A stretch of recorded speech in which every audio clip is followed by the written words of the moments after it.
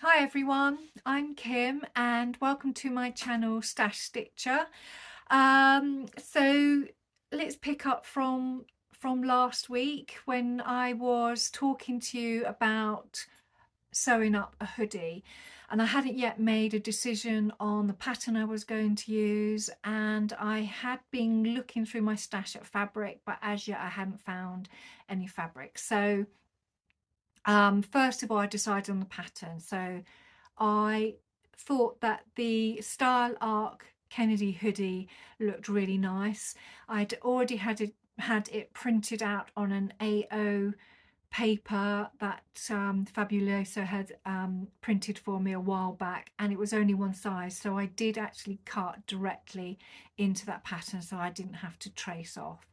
So that was a good start. The next stage was to find some fabric, and I am trying to keep my stash to a reasonable level. As you know, I've discussed my fabric stash. So what I did do is I sat down and went through the fabrics to see what I could find to make up this hoodie. And as explained before, I have my little fabric index box.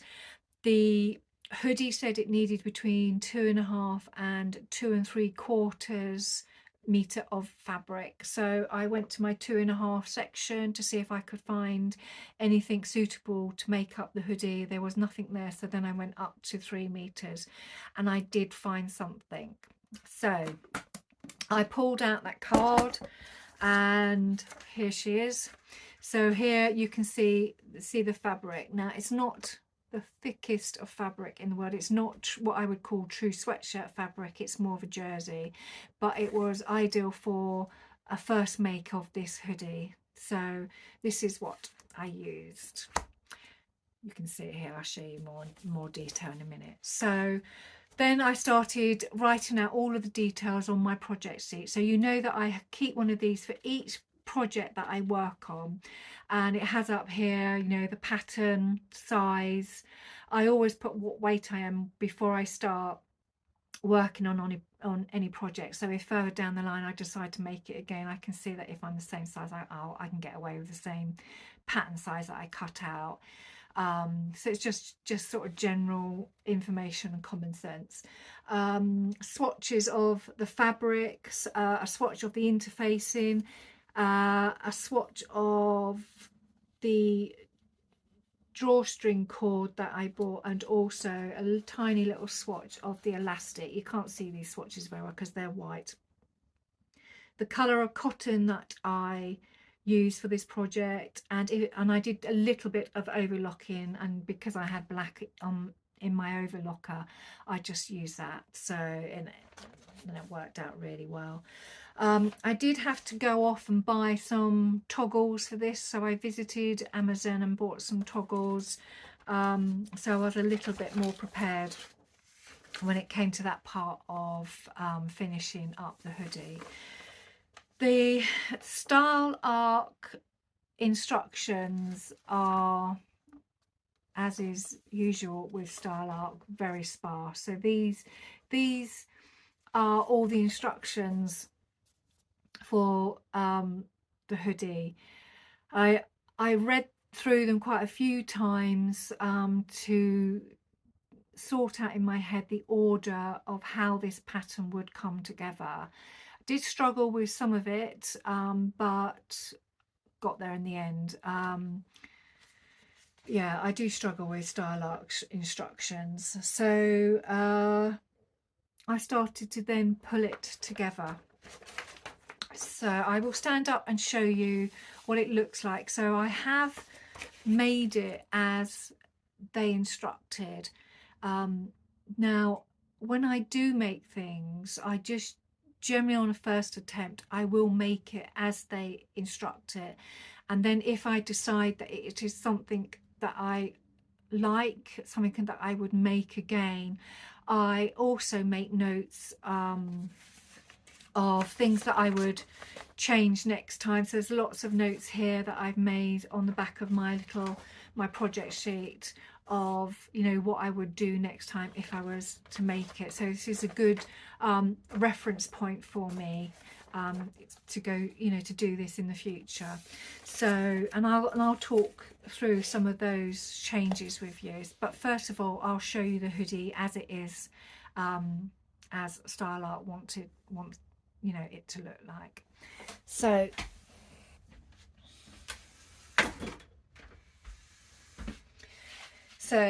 this is the hoodie. So got my hood at the back with its drawstrings. It's got a front tab section here with some poppers. It has a decorative a pocket flap, and it's just decorative. It doesn't do anything other than flap. And then it has the kangaroo pouch.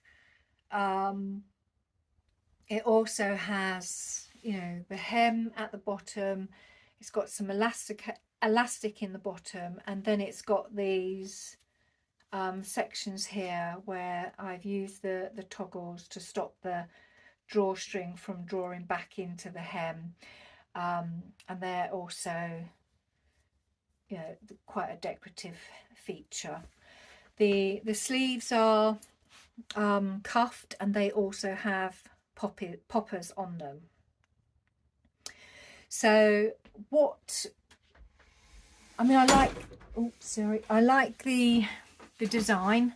It's a really nice design, but I would definitely do a few things different next time.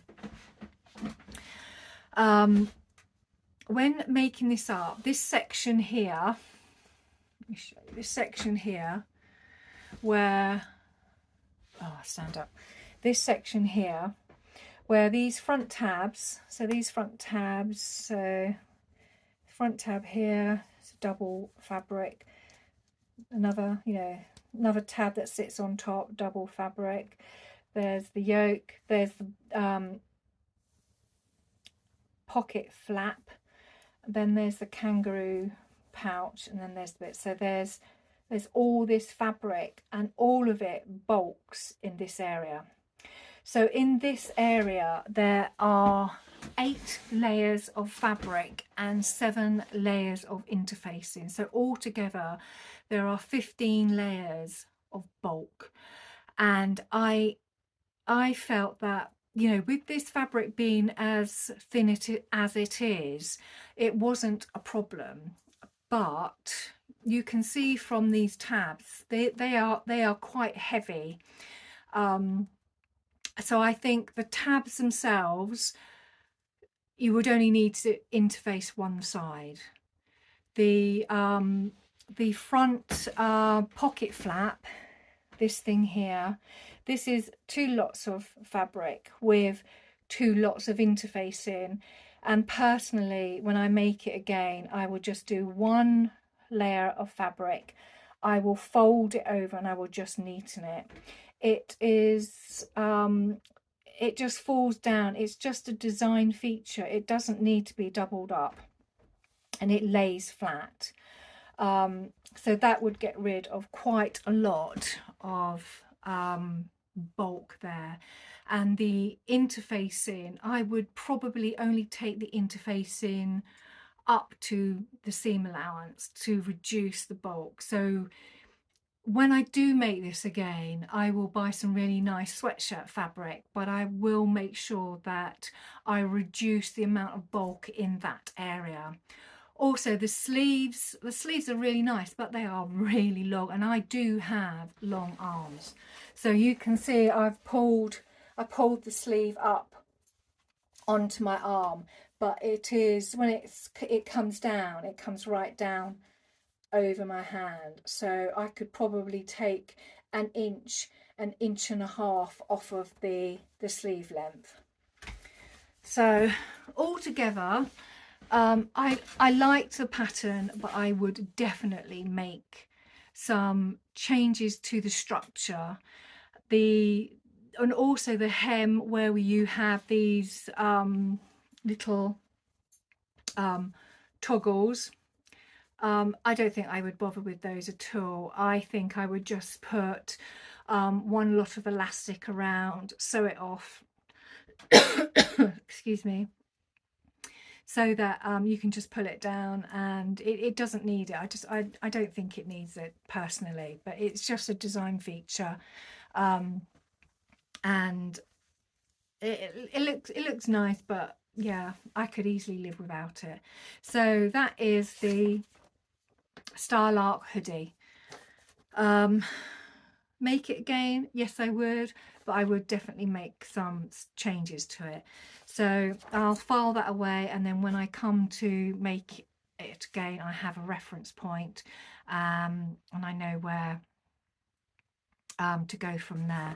So using the back to my fabric box, I didn't use all of the fabric up, so what I have left, this would just go back into my fabric box, and I think there's probably just 1 meter left, and I would just put it in the meter section, so that will get used at some point on something smaller.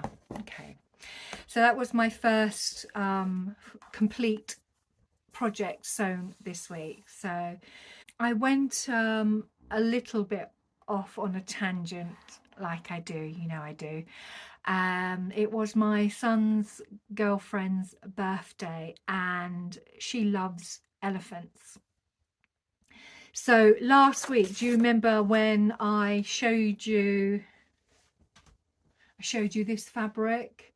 I just thought, you know, this is ideal for making a bag for Danny, George's girlfriend. So I thought, okay, I will make the bag up. So I made up a by Annie open wide bag. I use this as the internal lining. The elephant fabric was obviously the outside, and I used soft and stable in between, and I quilted the fabric before making the bag up. And I've taken a little video, and I'll show you the video of it complete. Now, I didn't have everything I needed to make it as set out in the pattern. I was a little bit short on the fold over elastic, so I just did a little bit of an adaptation to it so that I could get it done and finished in time for Danny's birthday, and I did, and she loved it, so I was really happy, and I really enjoyed making it, and it was really nice to actually get to use this fabric. So that was my second complete make of the week. So on from the open wide bag that I made for Danny, I finished month 6 of the Queen of Diamond block. So they are hand stitching, and I do those in the evening. So I'm just going to stretch over and get those. So this is just the month 6 blocks finished, and they're an unusual set. So this is diamonds, and this just goes on the edge of the quilt. Okay, and that's a complete one, so you can see it's really pretty with the owls. So that's a complete one, and there are little triangular ones. These also go on the edge of the quilt, and that's that lovely lion that I showed you last week. Okay, and I'll just put up a picture here of the quilt. So this is hopefully what it will look like when it's finished. Okay, so that's my Queen of Diamonds hand stitching project. Now, because I received that set of blocks early this month, I won't get another set until early December, so there's not going to be any of those for a while. So that's completed.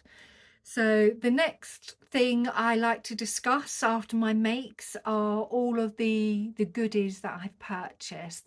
Now, the reason why I purchased some of these is because I am trying very hard to finish some of my WIPs, my work in progress projects, trying to get some of those out of the way before we come into 2024.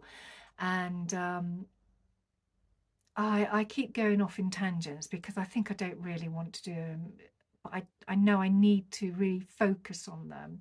So I've decided that most of my purchasing now is to get those whips finished. So I'm going to go through some of the purchases that I've made. Not all of them for whips, but you know me, I do like to go off. I just go off on a random journey around these internet sites, and yeah, I get totally lost. Do you remember last week I was talking to you about the Dreamcatcher quilt, that the pattern that my kids had bought me about 2 years ago, and I've been collecting the fabric for it.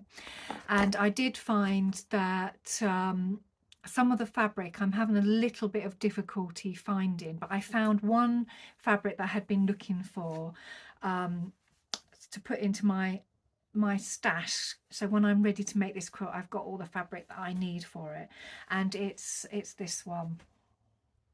I can't remember the name of it, but I will put it on the bottom of the screen. So that is, I'm glad I found that, because that was eluding me a bit. So I found that, so that will go into the stash of fabrics to complete the Dreamcatcher quilt when I come to make it. And I'll also list in the description where I got it from if anybody is interested. So first of all, I have been buying interfacing from a company called the English Couture Company, and I have been buying my interfacing from them for years, and I absolutely love the quality of their interfacing. But sadly, well, for me, that Michelle, who owns the company, has retired, and the site has gone down, and now I am having to try and find another supplier. So I did buy some interfacing to see what it looked like when it came. So I bought I bought some little samples of interfacing. So I bought this stuff here, and I'm not too happy with it. This is like fine interfacing, and I would use this sort of stuff on blouses to put into the front bands and the collars. But as you can see, if you just pull it, it just sort of pulls away. And I've used this type of interfacing before, and it's great, but you do find that when you wash your garment, it has this way of wrinkling up the fabric after it's washed, and then usually when you iron it, it will go flat again, but over time that wrinkling seems to become more and more obvious. Now, the sort of interfacing I'm used to is this sort of interfacing, and this is what came from the English Couture Company. Here's a little sample of it, and you can see how strong that is. It's basically like really fine cotton, and the fusible adhesive on it is so fine. I mean, you can just about feel it, but it's perfect. So when I used to adhere that to my fabric, it used to do a great job. Okay, so that's what I'm looking for. Also, the interfacing that I used in this hoodie was stuff that I got from the English Couture Company, and this stuff is it's stretchy, so it's great for any fabrics that you use have got a bit of stretching. So obviously a hoodie jersey, it's stretchy, and this is great, so it doesn't make anything too rigid, which is nice, because obviously jersey fabric needs to move. So I need to find something to sort of replace this sort of interfacing as well. So I'm on a hunt for my interfacing, and I also bought some of this as well, but it's not really the sort of quality I'm looking for. So once I find something that is good, I will show you. Interfacing for me is really important. I went on a course a few years ago, and previous to that I used the same interfacing for everything. It was cheap rubbish that I bought off of Amazon, and I just interface everything with it. And some of my clothes, you know, you spend a lot of time working on making garments, and this interfacing was really cheap and nasty, and after a while it seemed to disintegrate in the garments, and by then there's nothing you can do about it. So when I went on this course, it really taught me how to look at interfacing as being an integral part of making up a garment. It's really important because it effectively makes the outside of your garment work. So if you've got really thin and fine like lawn cotton, for instance, you need to use a very fine, sheer, lightweight interfacing. Whereas if you've got something heavier like a coat, you need to obviously use the relevant interfacing for a coat, because it has to stabilize that weight of fabric. So you can tell from a very fine lawn cotton shirt to a heavy coat, you would not use the same interfacing. It would be different. Because I made the lunar lapping Alfie rabbit, I had run out of the toy stuffing, and so I thought I would just get some more for my stash. And I'm really bad at converting from well, converting in kilos and grams and all that. So I just guessed. So I bought this stuff in thinking it'll be a nice small parcel, but it's huge. So, and here it is. It is packed in solid here. I mean, look at the size of that. So that was bought via Amazon from a company called Anderson Textiles, and believe it or not, there's a kilo of stuff in here. So I will be having lunar lapping rabbits coming out of my ear. I should be able to make a village of them. So so I won't be running out of that anytime soon.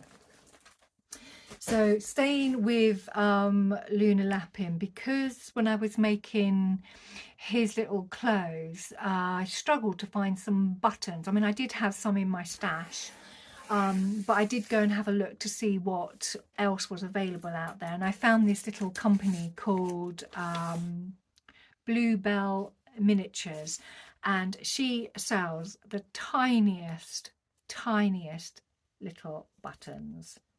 So yeah, you can see those. You see them, they're ever so small, but they would be ideal for the little clothes that you make for these dolls. And there's some black ones there. I also bought some little, these are a little bit bigger, you can tell they're a little bit bigger than the other ones, but they would be great. So they were really good. They're only about £1 for each little sachet. So I just bought a little collection of them, and I will add those to my stash. So when I come to making another lunar lapping doll, then I have some buttons. I also bought some of these metal poppers that are used quite a lot in the clothes, so I just got those off of Amazon. So I got some clear metal ones, and I got some black ones. Also bought, which you've seen already, I bought some white toggles. These come in a pack of 6 off of Amazon. When I make this hoodie again, I won't use these again, so these will go in my stash, and they'll probably be used at some point, I'm sure. Also, I bought these little glue sticks. When I do my EPP, my English paper piecing, do you remember I showed you that when the fabric wraps around the template, it is stuck, the fabric is stuck onto that template, and you do get through quite a lot of these glue glue refills. So they go into the pen and you just refill them. So every so often when I'm on Amazon, I'll just buy a pack of these, so I've always got some in stock. Also, I bought and I have mentioned these in my description box last week, and I also wanted to replace, well, not replace, but buy some more of this wool felt. So this wool felt is from the wool felt company, and it is the most beautiful felt. It's 100% wool felt, and this made up Alfie the rabbit, and it's really good stuff. It doesn't it's 1mm, and it doesn't sort of pull apart. It's really nice stuff. And I did buy some white as well, because as you know, Daisy's got a little white head and white socks in her legs. So I thought if I ever made a Daisy, I've got the fabric, the felt I need to make another Daisy. And that's always good to have in my stash, especially when I go off on a tangent. And I also bought some By Annie mesh. This is the mesh that goes into the bags, and this mesh is really nice quality. It doesn't overstretch. It's really nice. And I already have some By Annie mesh. I have it in orange and apple green and a teal colour, and I just wanted to finish it off with pink and blue, so I've got that. So if I ever decide to make a bag, I can. And because a few of my whip projects are bags, they will come in useful. So they were bought really to finish some of those whip projects, and I'll show you one of the whip projects that one of them will probably go into. So this is the start of, it's quilted, so it's got a front, it's got the internal lining, and you can see it's fabric, it's quilted there, and it's got the external, the fabric of the lemurs, so you can see the lemurs sort of here. That's an open wide bag that I'm making, and I've got 2 of those on the go. So I just bought some more of the lemur fabric from Lovely Jubbly to finish those bags, and the By Annie mesh will work in those bags, because there's lots of colours on there. So I could either use the pink, could use the blue. I've got orange in the drawer, so I'm well equipped now with my mesh, so I can make any bag that takes my fancy as and when it comes up. So I'm well stocked on those. Other purchases I've made, actually I think that's it. Yeah, so they're all my purchases that I've made. The last, oh no, of course not. I love Minions of Craft. They sell cotton, and because I've been using quite a lot of grey cotton lately, I just stocked up on my grey cotton. I stocked up on some blue. I bought some blades for my rotary cutter. Minions of Craft are so reasonable. Their Gutermann cotton is just so reasonable, and they also do a free club, which is 5% off of any purchase on their site. So if you become a member, you subscribe first of all and become a member of their 5% discount club, and then any purchases that you make afterwards, you always get 5% off. So it's well worth joining their club, and their cottons are so reasonably priced to start with, but also save 5% is an added bonus, so I always go to them when I buy my cottons. The only problem I have with them is sometimes they do take a long time to deliver, so you do have to try and think in advance. And I will show you how I organize my cottons, because as you should know me by now, I organize my cottons as well, but I will do a video on how I organize things like fabrics and my index box and my patterns and my cottons, so you'll see how I get myself organized a bit. So the last section of my video is talking about whips. So I have been struggling lately to try and get motivated to finish some of these whip projects, but I have been purchasing things, and that was the other purchase that I made. Was I bought some cushion inserts. So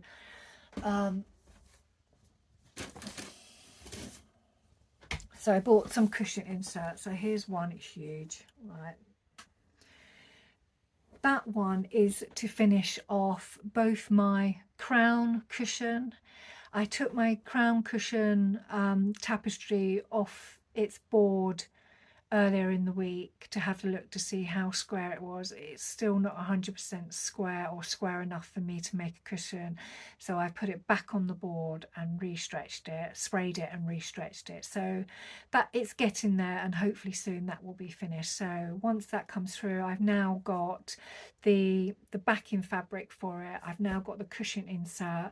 I was looking for trim for it, but unfortunately I did find some trim I really liked, but it was £65 a metre, and I need 2 metres, and I just thought, who on earth would spend that sort of money on trim? So I thought, no, let's not go there. And I looked back at the actual pattern of the cushion in the book where I got the chart from, where I originally started to make the tapestry from, that the lady who designed it, Caroline Charles, she just used a very plain navy blue like rope piping around it. So I think, you know what, I think I'll do that. So I will make that myself out of the blue velvet fabric that I bought.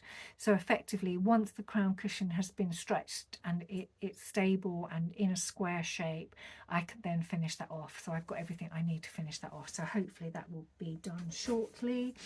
I did buy a smaller insert to finish off this little cushion, so she is now finished. I know there was no sewing involved, but believe me, she's been sitting in my whip box for a long time waiting for a cushion insert. So she's now finished, so she can go downstairs and sit with all the other cushions that I've made on the chair that nobody dare sit on because of Mum's cushions. But she's now complete, so I'm pleased to get her done. So I have decided that what I want to do is to pull out 3 whip projects that I am going to finish. So the first one I want to finish is a wrap dress that I have been working on, and this wrap dress just needs final tweaking. There's not a lot to it, just needs some final tweaking. It's a beautiful dress, and it is great for this time of year because it's jersey. It is literally about half a foot off the floor, so it's a long wrap dress. It looks great with boots, and it would look really great with either my black denim a tennis or even my green a tennis jacket.